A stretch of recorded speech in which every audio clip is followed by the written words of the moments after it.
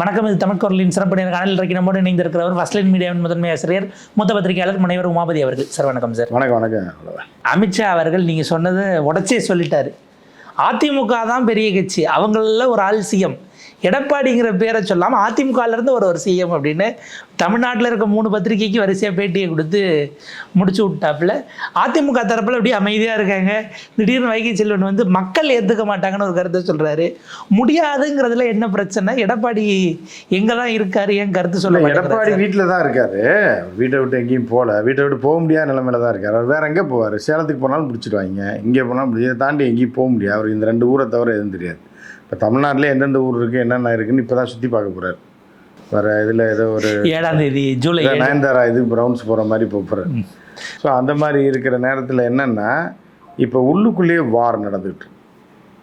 நம்ம ஒரு 4-5 மாதத்துக்கு முன்னாடி சொன்ன மாதிரி அவர்கள் ஏற்கனவே வந்து செங்கோட்டையனை வச்சு கேம் ஆடி எடப்பாடியை ஒழிச்சு கட்டணும் போது எடப்பாடி அதாவது அதே தான் நம்ம என்னென்னா அந்த உள்ளத்தை அளிதா படத்தில் ரம்பா விரட்டிட்டு பாக்கு தோப்புக்குள்ளே கவுண்டமணிக்கு ஒரு மூக்கெல்லாம் வச்சு மீசை வச்சு வீரப்பா மாதிரி வைக்கிவிட்டு தனியாக வர்ற பொண்ணை துரத்திட்டு வர மாதிரி எய்தாப்பில் ஹீரோ கார்த்திக் வந்து காப்பாற்றுற மாதிரி. இதில் ரம்பா என்ன பண்ணுவா, துரத்திட்டு வர்ற கவுண்டமணியை போட்டு சாவடி அடிச்சு நீங்க போட்ட திட்டப்புறா கொலாப்ஸ்.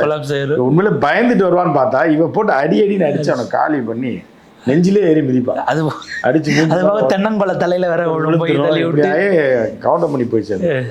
ஸோ அந்த மாதிரி கதையாயிடுச்சுப்பா. என்னன்னா ஆனால் இதில் வந்து சக்ஸஸாக இருக்குது. எப்படின்னா செங்கோட்டையனை வச்சு அந்த ஹீரோவை விரட்டுறாங்க. எப்படி பயந்துட்டு வந்து நம்மகிட்ட தான் வரணும் அப்படின்னு சொல்லி கரெக்டாக ஆட்டோமேட்டிக்காக செங்கோட்டையனை வச்சு விரட்டினோடனே இவர் போய் சரண்டர் ஆகிட்டார். சேர்த்துட்டு சரண்டரானே இப்போ என்ன சொல்கிறேன்னு கேட்குறாங்க.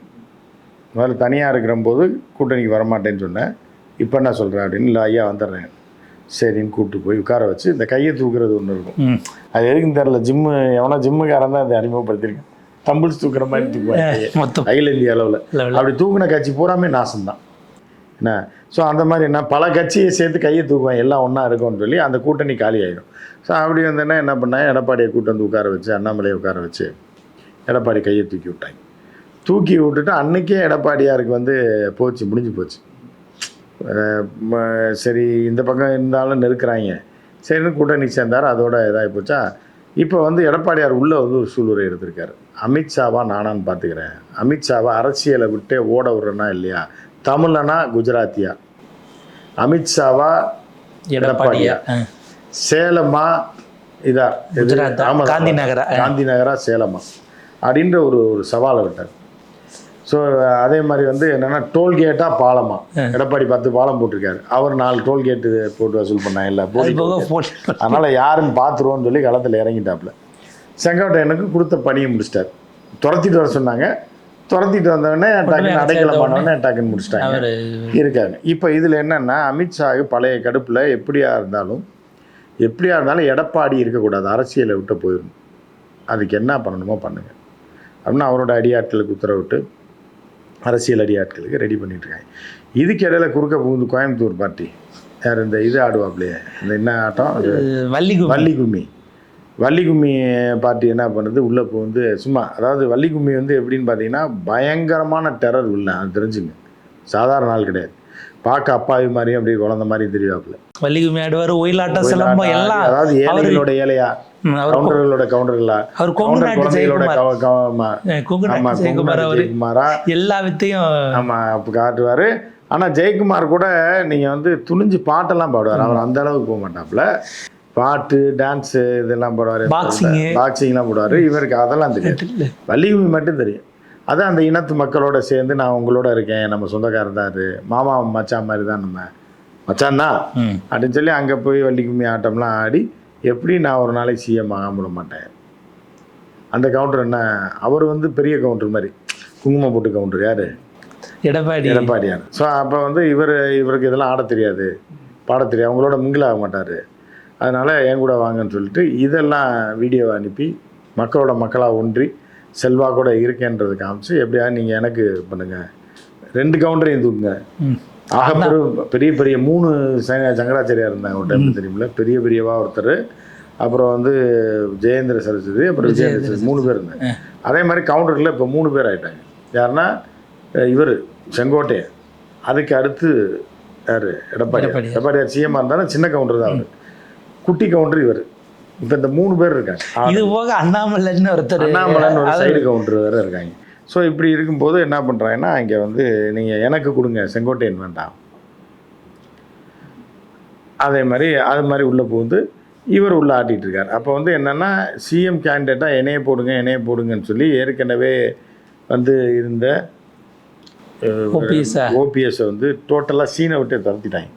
துரத்தினோடனே ஓபிஎஸ் ஒரு பக்கம் இருக்கார், அவர் ஒரு லாபியில் இருக்காப்புல.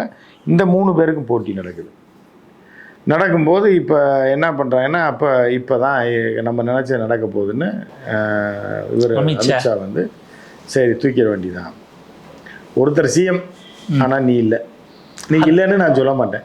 அதிமுகவிலிருந்து ஒருத்தர் சிஎம், அப்புறம் அதிமுக தேமுதிக இருந்த சிஎம் வருவாங்க. என்னையா பேசுறீங்க? வாசன் அவரு நம்ம ஸோ இந்த மாதிரி வந்து டோட்டலாக கட்சி ஆட்டையை போட்டு நான் தாண்டா கட்சின்ட்டு, நான் தாண்டா ஓனரு, நான் தான் சொல்லுவேன். உங்கள் இதுலேருந்து ஒரு ஆளை தான் எடுப்பேன். உன் அண்ணன் தம்பி 5 பேருக்கு தான் பொண்ணு கொடுக்க போகிறோம். ஆனால் மூத்தவனுக்கு கொடுப்பனா கடைசி உள்ள பையனுக்கு கொடுப்பனான்றது நான் தான் முடிவு பண்ணுவேன்ற மாதிரி கதை. அப்போ வந்து இப்படி ஒரு கதைக்கு வந்துட்டாங்க. இப்போ வந்து கோடி மீடியாவை கூப்பிட்டு ஏற்கனவே காசு கொடுத்து வச்சுருக்கேன், நான் பேட்டி கொடுத்தா உடனே போடணும்னு. ஸோ அந்த மாதிரி கோடி மீடியாவை கூப்பிட்டு பேட்டிகள், அது பிரிண்ட்டு தான். இது போய் கேட்டிருப்பாங்களா இல்லை கேள்வி பதில் ஃபார்மெட்டில் அனுப்பி? இல்லை அவங்க கொடுத்து போயெல்லாம் யாருங்க போய் கேட்கறது? அது 3 கேள்வி பதில் தான் கிடையாது. பதிலை நான் அனுப்புகிறேன், நீ கேள்வி போட்டுக்கன்றுவேன். அந்த அளவுக்குலாம் சுதந்திரம் கொடுக்க மாட்டேன் கோடி மீடியாக்கெல்லாம். நீ கேள்வி வேறு அனுப்பி பதில் வேறு நான் யோசிச்சு சொல்லணுமா? நான் வந்து ஹிந்தியில் எழுதி தருவேன், அதை ஆளை வச்சு டிரான்ஸ்லேஷன் பண்ணி கேள்வி நீயே போட்டுக்கிட்டு நீ பதிலை போட்டுக்க, என் ஃபோட்டோவை வேணால் போட்டுக்க, அவ்வளோ கொடுத்துருக்காங்க. அதுக்கு வந்து மாமூல் தராங்கல்ல வருஷம். ஸோ அப்படின்னு அந்த கோடி மீடியாவுக்கு போட்டாங்க. பேட்டியை போட்ட உடனே ஒரு பரபரப்பை ஏற்படுத்துறது. இப்போ 3% 5% கூட ஓட்டு இல்லை இவங்களுக்கு வந்து சிஎம்மாக. இந்த இப்போ அதிமுகவில் உள்ள சிஎம்ஐ இவங்க தேர்ந்தெடுக்கிறாங்களே எப்படி? ஸோ இப்படி வந்து டோட்டலாக ஆட்டையை போடணும், தமிழர்களை ஆட்டையை போடணும், தமிழ்நாட்டை ஆட்டையை போடணும், கொள்ளையடிக்கணும், வளங்களை சுரண்டணுன்றதில் அந்த கொள்ளை கும்பல் வந்து அரசியல் கொள்ளை கும்பல் தயாராகிட்டே வருது. இதில் எடப்பாடியார் வந்து சாதாரண ஆள் கிடையாது. நம்ம வந்து எடப்பாடியார் ஒரு காலில் விழுந்து தமிழர்களுக்கு மிகப்பெரிய அவமானத்தை ஏற்படுத்தி கொடுத்த ஒரு மாவீரன் அப்படின்றது நமக்கு எல்லாருக்கும் தெரியும். எடப்பாடியார் ஆட்சியிலலாம் நம்ம வாழ்ந்துருக்கோன்றது நம்மளே மறந்து குடிச்சு சேர்த்துருக்கணும். பிறந்துட்டோம் என்ன பண்ணுறதுன்னு நம்ம வாழ்ந்தோம். ஏன்னா இந்த கேவலத்தை உலகத்தில் எங்கே போய் சொன்னாலும் தமிழ்நாடான்னா எங்கடா இருக்கீங்க இந்தியாவில், யாரா அவன் தலைவன் கேட்டால் புரியுதா உங்களுக்கு? இப்போ ஒரு பக்கம் பார்த்தீங்க அப்படின்னா ட்ரம்ப்பு எங்கள் தலைவர் அப்படின்னா ஒரு பெருமையாக இருக்குது. எங்கள் தலைவர், அவர் கடவுள் மாதிரி அப்படின்னா கூட சில நாடுகள் லூசுங்குவான், சில நாடுகள் ஏற்றுக்குவான். ஆனால் வந்து காலில் தவழ்ந்து போன ஒரு ஆள் அவன் தலைவன் யாரான்னு கேட்டும்போது நமக்கு எவ்வளோ அவமானப்பட்டோம் அந்த காலகட்டங்கள். ஸோ அப்படிப்பட்ட தலைவனாக இருந்தால் கூட ஒரு பக்கம் குஜராத்தியாக தமிழனான்னு வரும்போது அரசியலில் நம்ம எடப்பாடியை தான் சப்போர்ட் பண்ணியாகணும். அப்போ எடப்பாடியாக எப்படியா இருந்தாலும் ஜியை ஒழிச்சு கட்டிடுவார். கடைசியாக வந்து அரசியலில் அழிய போகிறது தமிழ்நாட்டில் தான் அப்படின்ற நம்பிக்கை எனக்கு இருக்குது. ஏன்னா எடப்பாடியார் மேலே நான் நம்பிக்கை வைக்கிறேன். அந்த குதிரை மேலே நான் பணத்தை கட்டுறேன். எப்படி வந்து அடுத்த தேர்தலில் அந்த குதிரை ஒழிச்சு கட்டிடும். இப்போ கோயம்புத்தூரில் ரேஸ் கோர்ஸில் பக்கத்தில் இருக்கிற குதிரையை விட அந்த குதிரை சேலம் குதிரை வந்து வில்லியான குதிரை. கோயம்புத்தூர் குதிரை வந்து புல்லை போட்டு கூப்பிட்டு போயிடலாம், அப்படியே கும்மி ஆட்டம் ஆடுறாங்க அப்படின்னு புல்லை போட்டால் வந்துடும். ஆனால் இந்த குதிரை அப்படி கிடையாது. இது வந்து ராஜதந்திர குதிரை. எங்கள் ஜெயலலிதா அம்மையார் வந்து ஒரு எம்பி ஆகிறது கெஞ்சிக்கிட்டு இருந்துச்சுங்க. அரசியல் விட்டு எம்ஜிஆர் ஒழிச்சு தூக்கி பண்ணணுன்னாரு. எம்ஜிஆர் கட்சி ஆரம்பித்து சிஎம் ஆகிற முடியுமா முடியாதா, எம்எல்ஏ ஆகுமா ஆக மாட்டோமான்னு சொல்லி ஆரம் வீரப்பன் அவர்கள் போன்றவர்கள் மூத்த தலைவர்களை இழுத்து கொண்டு போய் நீங்கள் வாங்க காஞ்சிபுரத்தில் மாநாடு நடத்துங்க, நான் பார்த்துக்கிறேன் சொல்லி அங்கே காஞ்சிபுரத்தை சேர்ந்த மாவட்ட செயலாளர் எல்லாம் சேர்ந்து கே கிருஷ்ணசாமி போன்றவர்கள்லாம் சட்டத்தை வகுத்து நீ வாங்க இறங்கு இடைத்தேர்தலில் போட்டி போடுங்கன்னு சொல்லி போட வச்சு அவரே 10-15 வருஷம் 2 வருஷம் கழிச்சு தான் சிஎம் ஆனார். எம்ஜிஆருக்கே அந்த கதி நிலைமை. அடுத்து எம்ஜிஆருக்கு பிறகு நம்ம தான் வாரிசாக வரணும்னு சொல்லி ஜெயலலிதா பட்ட துன்பங்களும் துயரங்களும் 10 வருஷம் வேறு. அது போக மூத்த தலைவர் நெடுஞ்செழியன் போன்றவர்கள்லாம் இப்போ ஆரம்பிரம் போன்றவர்கள்லாம் என்னென்னா முதலமைச்சர் ஆகணும்னு ஆசைப்படல. பின்னாடியிலேருந்து ஏங்கியார் நெடுஞ்செழியன் கேஎல்லாம் அப்படி ஆசைப்படல. ஆனால் எஸ்டிஎஸ் மூத்த தலைவர் அதே மாதிரி வந்து நீங்கள் பார்த்தீங்கன்னா நெடுஞ்செழியன்லாம் எப்படியாவது ஒரு நாள் முதல்வர் ஆனாலும் இருந்துடணும்னு. நெடுஞ்செழியனும் தனியாக அவர் ஒரு மதிமுக ஆரம்பித்தார். அப்புறம் கூட அவர் வந்து எம்ஜிஆர் கழகம்னு ஏதோ நால்வர் அணின்னு ஒன்று ஆரம்பிச்சு திரும்ப வந்து சேர்ந்துட்டாரு. ஸோ அதில் வந்து அவர்லாம் அண்ணா கூட இருந்தவர். அப்படிலாம் இருந்தவர்களாலே ஒரு நாளைக்கு முதலமைச்சராக இருக்க முடியலையே.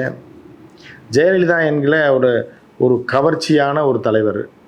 தமிழ்நாட்டில் இத்தனை படங்கள் நடித்த எம்ஜிஆரோட அந்த அம்மாவே சிஎம் ஆகும்னு கனவு கூட காணல. அடித்து பிடிச்சி ஏற்கனவே 25 சீட்டு. ஆனால் எடப்பாடியார் அதெல்லாம் தாண்டி யாருன்னே தெரியும், பக்கத்து வீட்டுக்காரன் கூட கோவத்திற்கு போகும்போது அவரும் அதை நினச்சி போயிருக்க மாட்டார். நினச்சி போல உள்ள போன எப்படி கேம் ஆடினார் பாருங்க, அந்த பாலை எப்படி திருப்பி சிக்ஸர் பின்னாடி அடித்தாருன்றது தான் எடப்பாடியார். ஸோ அப்போ மிகப்பெரிய ராஜதந்திரி. இப்போ நீங்கள் அமித்ஷாவை நீங்கள் ஆகும்னு போடலாம், சிஎம் ஆக முடியல, தலைமை பொறுப்பு இல்லை, அடியாளாக தானே இருக்காப்புல. மோடிஜிக்கு நம்ம அடியாள் தான், அங்கே ஸ்டேட்டில் இருக்கும்போது அடியாள் தான். அமித்ஷா வந்து அவ்வளோ பவர் கிடையாது. ஆனால் தமிழனான வேட்டி கட்டிய தமிழனான யார்? எடப்பாடியார். ஒரு மிகப்பெரிய ராஜதந்திரின்றதை நீங்கள் எலெக்ஷனில் பார்ப்பீங்க. எப்படியும் பாஜகவையும் ஜியும் ஒழிச்சு மொத்தமாக அந்த கூட்டணியை காலி பண்ண விட மாட்டாங்க.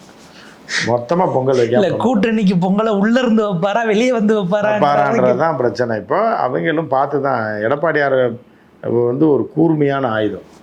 கை கிழிச்சு ரத்த காவு வாங்க விடாதுன்றது எடப்பாடியாரை வந்து நீங்கள் போக போக தான் பார்ப்பீங்க. வீட்டில் இருக்க சுவிட்ச் பாக்ஸ் கிடையாது, டிரான்ஸ்ஃபார்மருங்கிறீங்களா? ஆமாம். அவசரப்பட்டு ஈரக்கையில் அந்த பக்கம் போனாலே வயரந்து விழுந்து செத்துருவாங்க, புரியுதா? அந்த மாதிரியான ஒரு பவர்ஃபுல் டிரான்ஸ்ஃபார்மர் தான் எடப்பாடியார். ஸோ எடப்பாடியார் அவ்வளோ சீக்கிரம் விட மாட்டார். ஏன்னா எடப்பாடியார் அவர்கள் அமித்ஷா இங்கே வராரு 7ஆம் தேதிங்கிறாங்க. அதே நாளில் நான் 14 நாள் சுற்றுப்பயணம் கோயம்புத்தூர்லேருந்து ஆரம்பிக்கிறேன்னு அவர் அதே டேட்டில் அறிவிக்கிறாரு. ஆமாம், அவர் யாரும் காட்டுவார் பாருங்க. வரும்போது முகத்தை நேருக்கு நான் எதுக்கு பார்க்கணுங்கிற, எதுக்கு நீ யாரியா, நீ வந்து நீ என் கட்சியில் சிஎம்னு வர ஒரு கேண்டிடேட்டாக போகிற, நீ யார் அப்படின்றதான் எடப்பாடியாருடைய நம்மளோட கிடையாது. நம்ம வந்து நடக்கிறத சொல்கிறோம். அவ்வளோ அவர் என்னன்னா, நாங்கள் வந்து நாங்கடா உங்கள் கட்சி, நான் வந்து உத்தரப்பிரதேசிலே பார்த்தவன், முலாயம் சிங் யாதவே பார்த்தவன், நான் மாயாவதிவே அடித்து பொட்டி பாம்பாக ஆக்கி வச்சு உட்கார வச்சுருக்கேன், 2 சிஎம்மை காலி பண்ணவங்க, அந்த கட்சி அந்த மாநிலத்தில் 20 வருஷம் கழித்து ஆட்சி கொண்டு வந்தவன் நான், என்கிட்டயா காட்டுறீங்கன்னு.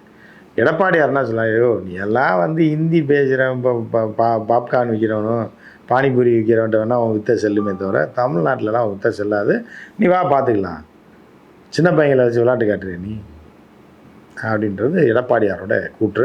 இந்த 2ல் வந்து நான் நினைக்கிறது என்னென்னா, தமிழன் தான் ஜெயிப்பான்.